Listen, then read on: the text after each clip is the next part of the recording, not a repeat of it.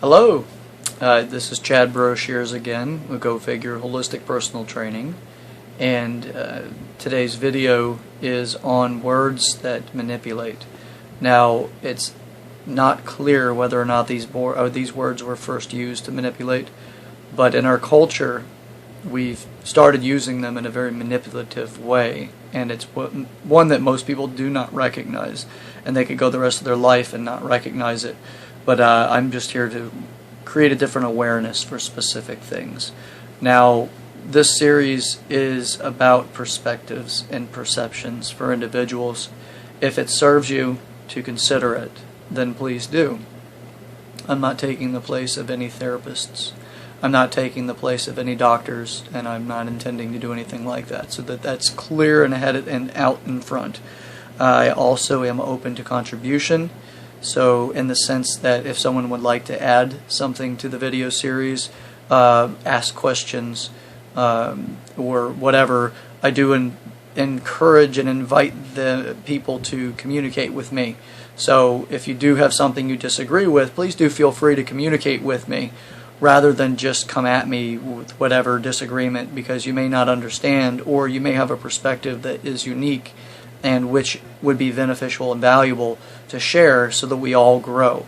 So with that being said, I'm going to start the series here. The first word I've chosen to work with is the word trust. The reason for this is I've found that a lot of people are manipulated by the word trust, and I'll explain in just a moment. First, I'm going to give you a little background on the word trust. First and foremost, that I did some research on this so I can find out exactly, and I've done research on everything that I'm going to put on here. Nothing is just, I'm going to sit around and I'm bored, so I'm going to do something and I want to be videoed. I don't function in that kind of vanity. So with that being said, trust is, in Middle English, trust is protection. So Old Norse, which is trost, is the word. It's may be horrible pronunciation, so bear with me. It's confidence, help, or protection. In Proto-Germanic, it's trosta.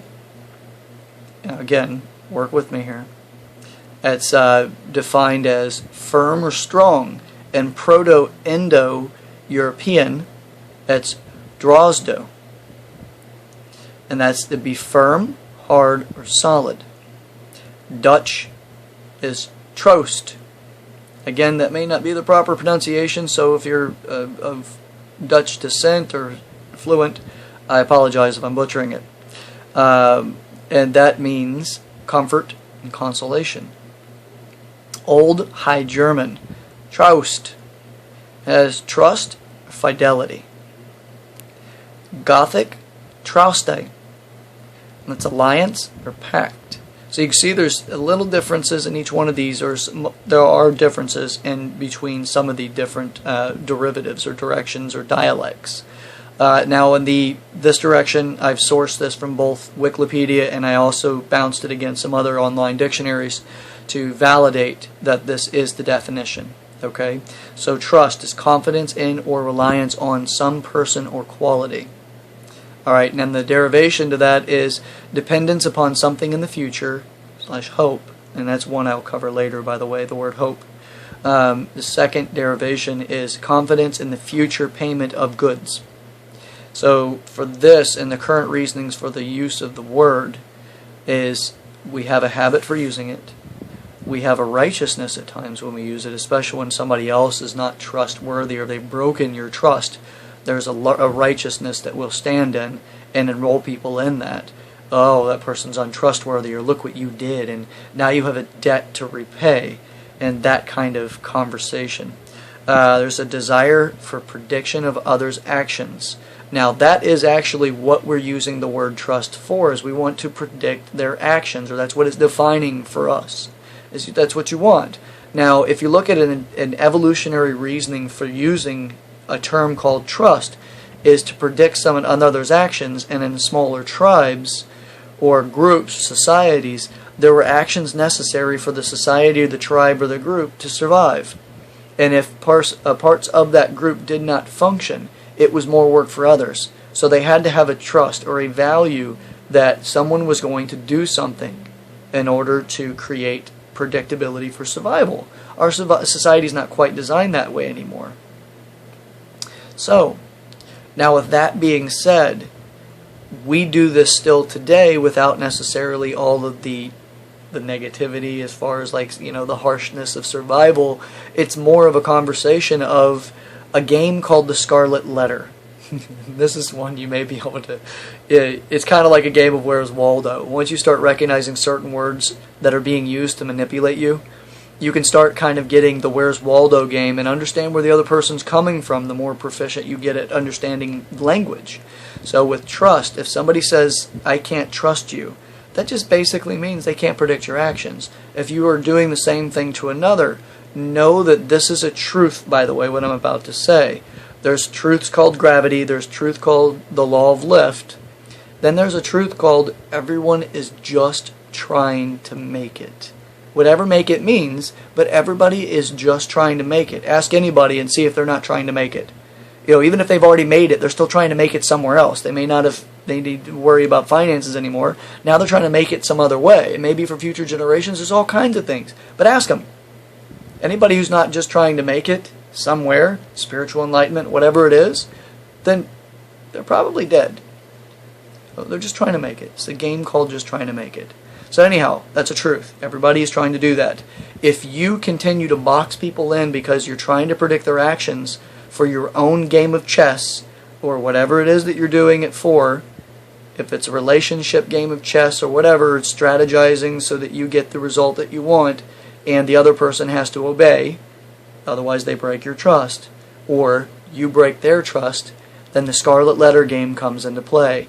The Scarlet Letter game is just like the Scarlet Letter. The young girl that was caught in adultery had to wear the red A on her shirt in her society, so they recognized her to be an adulteress. Well, that's pretty obvious and something to work with if you knew you were wearing the red A. Most people have no awareness that they're wearing the red T, meaning you're untrustworthy. But yet the person that feels that you've broken their trust has painted that on you. Whether they interact with you again or not is possible. They may not interact with you again, or they may. But usually we're so conditioned in our nation to be passive-aggressive because most people are being nice because they're supposed to, rather than being nice because they want to. If I'm going to be nice to you because I want to, and you do something to upset me, I'm going to let you know so it doesn't affect me being nice to you. I'm just going to let you know. I'm not going to be rude about it. I'm just going to deliver it because I've done a lot of work to mature in these areas. And whenever it hasn't happened, I'm grateful that I have another opportunity to recognize where my work is. So, whenever it comes to trust, I have stopped painting the red letter on people.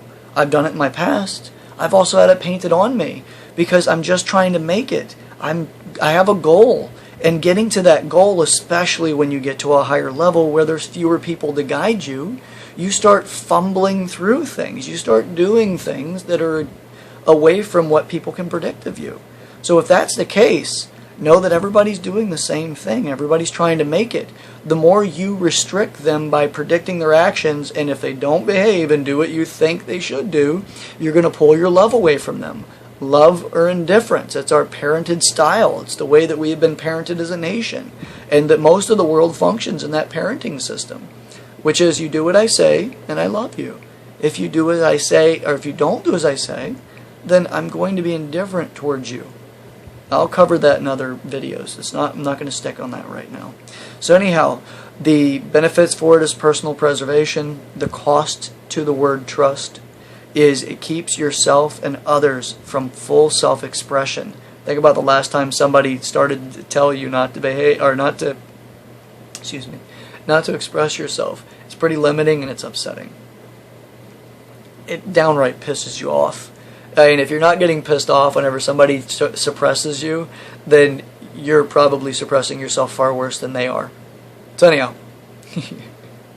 unless you've grown through that, and not that many people that I know have actually grown through that.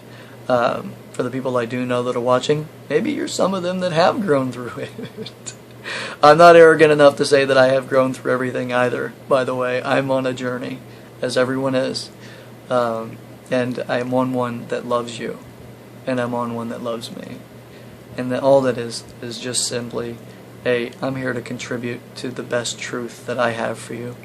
And I'm not to tell you that I'm right. I'm just to tell you that this works for me, and it makes peace for me, and it has other people that I interact with make peace for them. But again, there's a lot of ways to live this life.